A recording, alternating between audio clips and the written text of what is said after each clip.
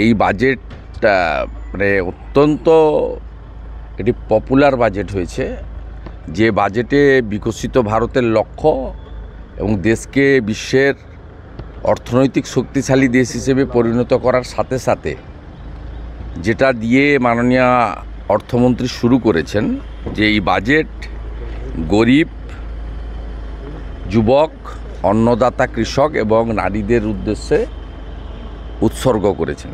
অতএব আপনি এই চারটি সেক্টরেই দেখবেন ব্যাপক সামাজিক প্রকল্পগুলো বা তাদের উন্নয়নের জন্য একটা সুনির্দিষ্ট কর্মপরিকল্পনা, চটকদারি নয়, নেওয়া হয়েছে।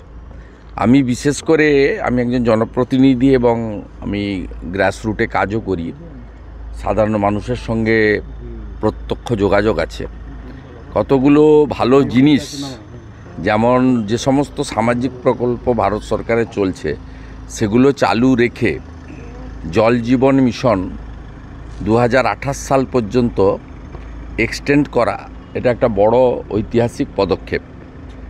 আমি যেহেতু এগ্রিকালচার ব্যাংকের সঙ্গে যুক্ত বা আমাদের এগ্রিকালচার এলাকা থেকে রিপ্রেজেন্ট করি, এখানে কিষাণ ক্রেডিট কার্ডের যে লোন 3 লক্ষ থেকে বাড়িয়ে 5 লক্ষ টাকা করা হয়েছে, এতে কৃষকদের বিরাট উপকার হবে। কারণ আমরা লং টার্ম এবং শর্ট টার্মে নাবার্ডের যে রিফাইন্যান্স লোনগুলো আমাদের এলাকা তো নির্ভর করে সমবায় সমিতি, এসকেইউএস এবং ব্যাংকের, ন্যাশনালাইজ ব্যাংকের উপরে এবং এআরডিবিগুলোর উপরে, যারা লং টার্ম এবং শর্ট টার্মে ঋণ দেন নাবার্ডের রিফাইন্যান্স লোন। এবং এটা অত্যন্ত স্বল্প সুদে ভারত সরকারের সামান্য 2% ইন্টারেস্টে এখানে খুব সাধারণভাবে, সামান্যভাবেই অত্যন্ত অল্প সুদে তারা এই কিষাণ ক্রেডিট কার্ডের লোনের সুযোগ পান। সাথে সাথে আমাদের বিশেষ করে 12 লক্ষ টাকা পর্যন্ত ইনকাম ট্যাক্স ছাড়, এটা তো ব্যাপকভাবে মধ্যবিত্ত এবং নিম্ন মধ্যবিত্ত তারা অত্যন্তভাবে আনন্দিত হয়েছেন। এবং এক্ষেত্রে আপনারা মিডিয়াতে যারা কাজ করেন, প্রিন্ট মিডিয়া, ইলেকট্রনিক্স মিডিয়া, আমার মনে হয় এই 12 লক্ষ টাকা পর্যন্ত ছাড়ের ক্ষেত্রে বছরে তারাও অনেকে এটাতে সরাসরি উপকৃত হবে। আপনি যদি চুলচেরা বিশ্লেষণ করে দেখেন, তাহলে 12 লক্ষ টাকা যে ইনকাম গ্রুপ, তাদের ইয়ারলি বেনিফিট হচ্ছে 80,000 থেকে 1,20,000 টাকা এক বছরে। অতএব এই বাজেটকে ওয়েলকাম করা ছাড়া অন্য কোনো কারণ নেই।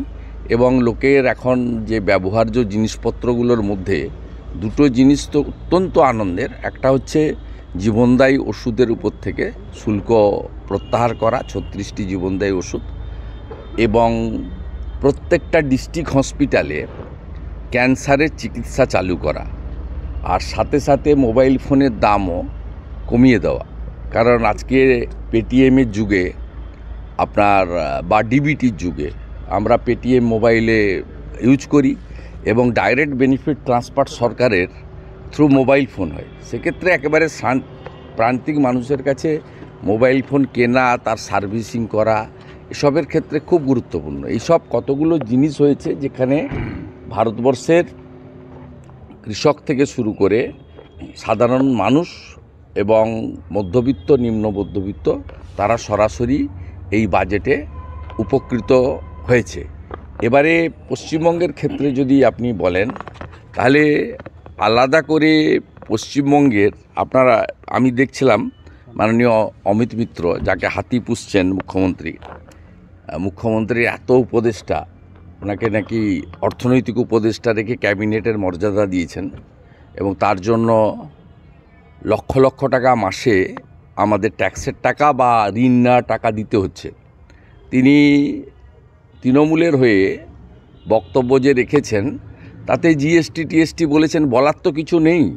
তিনি সেক্ষেত্রে মহিলাদের নিয়ে খোঁচা দিয়েছেন। কিন্তু এই বাজেটে মহিলাদের ক্ষেত্রে অনেকগুলো স্পেসিফিক উন্নয়নের কথা বলা হয়েছে। 1 নম্বর হচ্ছে 1 কোটির বেশি গর্ভবতী মহিলাদের বিশেষ বেনিফিটের কথা বলা হয়েছে এবং 70% মহিলাকে স্বনির্ভর বা কর্মসংস্থানের লক্ষ্যে এসএইচজি গ্রুপ সহ আমাদের লাখপতি দিদি সহ নানা কর্মসূচিতে তাদেরকে সেলফ এমপ্লয়মেন্টের বিষয়ে স্পেসিফিক বলা হয়েছে। যদি বলেন যে বিহার কেন্দ্রিক বাজেট, তৃণমূলের কেউ কেউ বলছিল বিহারের ক্ষেত্রে যে সমস্ত কর্মসূচিগুলো দিয়েছেন আজকের বাজেটে, তার সঙ্গে নতুন ফার্টিলাইজার প্ল্যান্টের কথা আসামেও বলা হয়েছে। এখানে সমস্যাটা হচ্ছে যে আপনি বিহারে 4টে নতুন এয়ারপোর্টের কথা বলা হয়েছে, তা আপনাকে কলকাতায় এয়ারপোর্টের জন্য নতুন এয়ারপোর্টের জমি চাওয়া হয়েছিল। আপনারা সরাসরি লিখিতভাবে মুখ্যমন্ত্রী না বলে দিয়েছেন। জ্যোতিরাদিত্য সিন্ধিয়া যখন মুখ্যমন্ত্রী ছিলেন, ভাঙড় এলাকাতে আরেকটি নতুন এয়ারপোর্টের জন্য আপনাকে বাগডোগরা এক্সপেনশনের জমি চাওয়া হয়েছে, আপনি না বলে দিয়েছেন। আপনাকে কলাইকুণ্ডা মিলিটারি এয়ারপোর্টকে কমার্শিয়াল এবং ডোমেস্টিক এয়ারপোর্ট হিসেবে চালু করার জন্য প্রপোজাল দিয়ে 25 একর জমি চাওয়া হয়েছে, আপনি দেননি। আপনাকে হাসিমারা এয়ারপোর্টকে পাবলিককে, জনগণকে ইউজ করার জন্য কমার্শিয়াল ফ্লাইট, ডোমেস্টিক ফ্লাইটের জন্য 37 একর জমি চাওয়া হয়েছে, আপনি দেননি।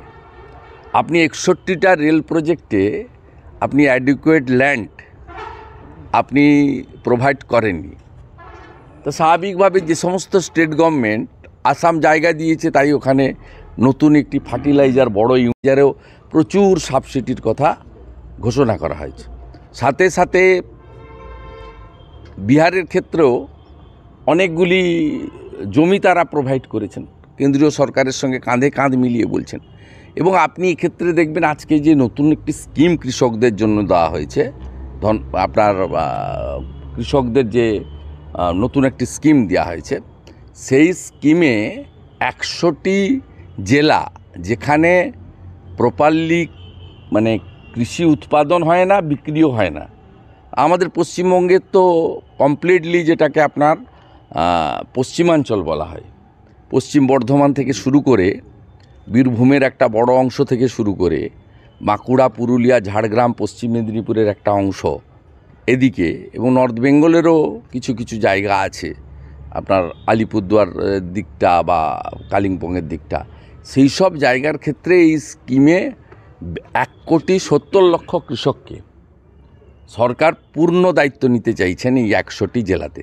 আপনি দেখবেন যেহেতু এই স্কিমটা আয়ুষ্মান ভারতের মতো, প্রধানমন্ত্রী ফসল বীমা যোজনার মতো, প্রধানমন্ত্রী আবাস যোজনার মতো, সেক্ষেত্রে বিশ্বকর্মা যোজনার মতো, পশ্চিমবঙ্গ সরকার তার স্বভাবসিদ্ধ ভঙ্গিতে এই স্কিমে তারা অন্তর্ভুক্ত হবে না, যেহেতু ভারত সরকার বা প্রধানমন্ত্রীর এক্ষেত্রে একটা বড় কন্ট্রিবিউশন বা রোল থাকবে, ক্রেডিট সেন্ট্রাল গভর্নমেন্টে চলে যাবে।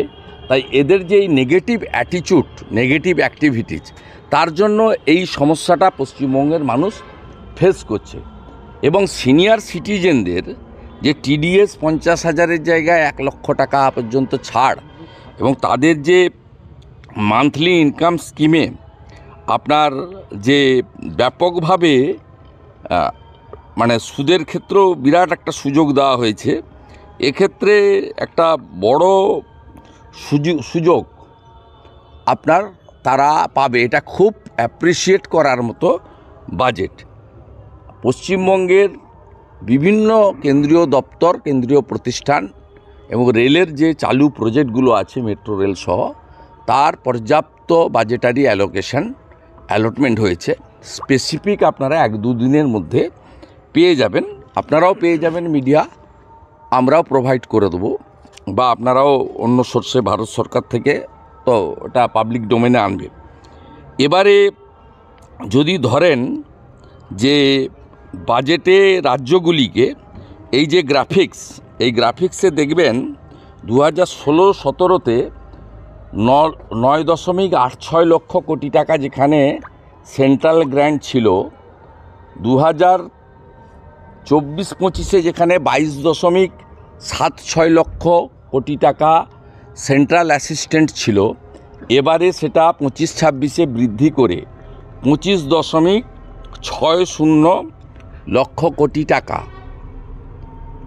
নির্দিষ্ট করেছেন ভারত সরকার আজকে অর্থ বাজেটে, এবং সমস্ত রাজ্যকে উন্নয়নের ক্ষেত্রে সমান দৃষ্টিভঙ্গি দিয়ে দেখতে গিয়ে পশ্চিমবঙ্গেও আপনি statement showing state wise distribution of net proceeds of union taxes and duties for B 25-26, এক্ষেত্রেও গ্র্যান্ড টোটাল যদি পশ্চিমবঙ্গের ক্ষেত্রে দেখেন তাহলে দেখবেন 1,07,000 কোটি টাকার বেশি আপনার এখানে এই গ্র্যান্ড টোটালের ক্ষেত্রে এখানে পরিষ্কারভাবে এটা বলা হয়েছে, গ্র্যান্ড টোটালের ক্ষেত্রে এটা বলা হয়েছে। এবং সেক্ষেত্রে পশ্চিমবঙ্গের কোনো সমস্যা নেই, পশ্চিমবঙ্গ আতঙ্কিত হওয়ার কারণ নেই। যত খুশি চুরি করুন, যত খুশি চালিয়ে যান, আর একটা চাকরি দিতে পারবেন না। ওবিসি নিয়ে যা ঘেঁটে দিয়েছেন, আর কয়েকটা মাস আছেন, চাকরি দিতে পারবেন না। ওই ধার দেনা করে 500 টাকা লক্ষ্মীর ভাণ্ডারে বাড়িয়ে দেন, তাতে কিচ্ছু হবে না, কোনো চিড়া ভিজবে না, নিশ্চিন্তে থাকুন। বাড়িতে বাড়িতে লোক চাকরি চায়, শিল্প চায়, স্বাস্থ্য পরিষেবা ছিল এখন 12 জন, কিন্তু সেই তখনও বঞ্চিত, এখনও বঞ্চিত। তৃণমূল থেকে বলা হচ্ছে, তৃণমূলের কথার উত্তর দেওয়ার কোনো দরকার নেই। তৃণমূলকে পরামর্শ করব যে অন্য রাজ্যগুলোকে দেখে শিখুন। এমনকি ওমর আবদুল্লাহ যে ভারতীয় জনতা পার্টির বা ইন্ডিয়ার বিরুদ্ধে, তাকে দেখে শিখুন। ওমর আবদুল্লাহকে দেখে শিখুন, তিনি বয়সে মমতা ব্যানার্জি থেকে অনেক ছোট। তার বাবা মমতা ব্যানার্জির সহকর্মী ফারুক আবদুল্লাহ, তাকে দেখে শিখুন। ঝাড়খণ্ডের হেমন্ত সোরেন ভোটে এত ফাটাফাটি করেছে, শপথ গ্রহণে মোদিজির বাড়ি, অমিত শাহজির বাড়ি, রাজনাথ সিংয়ের বাড়ি, নীতিন গডকরির বাড়িতে গিয়ে তাদেরকে আমন্ত্রণ করেছিলেন আসার জন্য। ফেডারেল স্ট্রাকচারে সেন্ট্রাল স্টেট রিলেশন করুন। তৃণমূলকে বলবো আগে আয়ুষ্মান ভারতটাকে চালু করুন। তৃণমূলকে বলবো আগে প্রধানমন্ত্রী ফসল বীমা যোজনাটাকে চালু করুন। তৃণমূলকে আগে বলবো প্রধানমন্ত্রী আবাস যোজনাতে পরিচ্ছন্ন তালিকা পাঠান কেন্দ্রে। তৃণমূলকে বলবো পশ্চিমবাংলায় 81 লক্ষ প্রান্তিক কৃষক, 50 লক্ষ কৃষকের নাম পাঠিয়েছেন PM কিষানে বছরে 6,000 টাকা করে। আরও 31 লক্ষ কৃষকের নাম কেন পাঠাননি? কেন রেকর্ড পাওয়া যায় না অনলাইনে জমির? কেন ভারত সরকারের এই কর্মসূচি থেকে 31 লক্ষ কৃষক পরিবারকে বঞ্চিত করছেন? 6,000 টাকা করে মোদিজি দিতে চাইছেন তাদের বছরে। কেন যারা নাপিত থেকে শুরু করে মালাকার, স্বর্ণকার, তাঁত শিল্পী, ছুতার, কামার, মানে হাতের কাজ করেন, কারিগর, আর্টিজান, তাদের বিশ্বকর্মা যোজনা, যেখানে পশ্চিমবঙ্গ সরকারের একটা টাকা নেই, কেন 6 লক্ষ অ্যাপ্লিকেশান পড়ে থাকা সত্ত্বেও এই অ্যাপ্লিকেশান দিল্লিতে পাঠাচ্ছেন না, যাতে তারা এই বিশ্বকর্মা যোজনাতে ভারত সরকারের কর্মসূচির বেনিফিট পায়?